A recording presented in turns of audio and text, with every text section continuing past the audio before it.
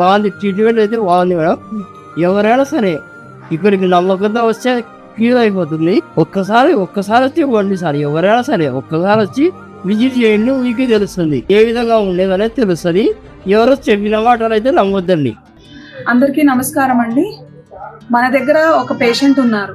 First వాళ్ళ problem ఏంటి, ఎందుకు వచ్చారు, సమస్య అసలు ఎక్కడి నుంచి మొదలైంది ఏంటిని పూర్తి వివరాలు కనుక్కొని వాళ్ళతో మాట్లాడదాం. నమస్కారం. నమస్కారం.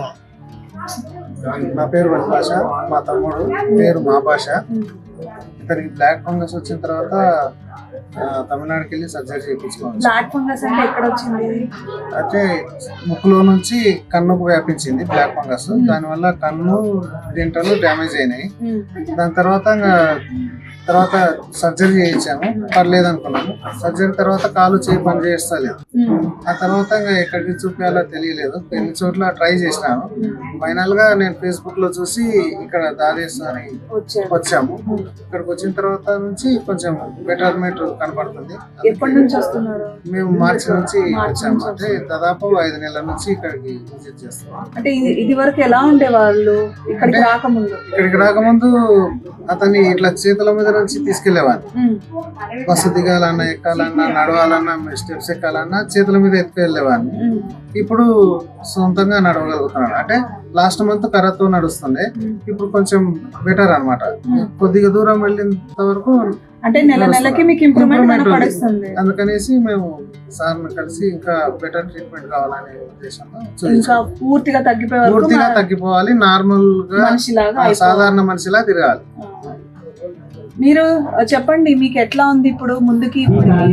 నమస్తే మేడం, నా పేరు బి వాష్ మేడం. నాకు కాలు చేయి కొద్దిగా స్వచ్ఛ వచ్చింది మేడం. దానివల్ల ఇక్కడికి రావడం జరిగింది. మేము చాలా ట్రై చేసాము, కానీ అక్కడ కుదరలేదు. ఇక్కడ ఫేస్బుక్ లో చూసి వచ్చాము. ఇక్కడికి వచ్చిన తర్వాత చాలా బెటర్ అయింది మేడం, చాలా బెటర్ అయింది. ఇప్పుడు మేము రావడం 5th month, 3 months టాబ్లెట్స్ వాడాను. ఇప్పుడు కూడా ఇంకా క్యూర్ అవుతుందని మందుల కోసం వచ్చాము మేడం. బాగుంది, ట్రీట్మెంట్ అయితే బాగుంది మేడం. ఎవరైనా సరే ఇక్కడికి నమ్మకంతో వస్తే ఖచ్చితంగా ఎవరైనా సరే ఏం భయపడొద్దు, ఒక్కసారి వచ్చి విజిట్ చేసుకోండి. అదే చెబుతున్నారు.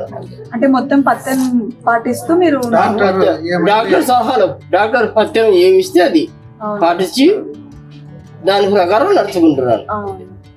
చూసారు కదండి, ఆయన మాటల్లోనే ఆయన ఎంత ప్రాబ్లం ఫేస్ చేసేవాళ్ళు. ఇది వరకు చేతులతో మోసుకొని వచ్చారంట వాళ్ళ తమ్ముడు గారు. ఇప్పుడు ఆయన స్వతహాగా ఆయన నడుస్తున్నాడు.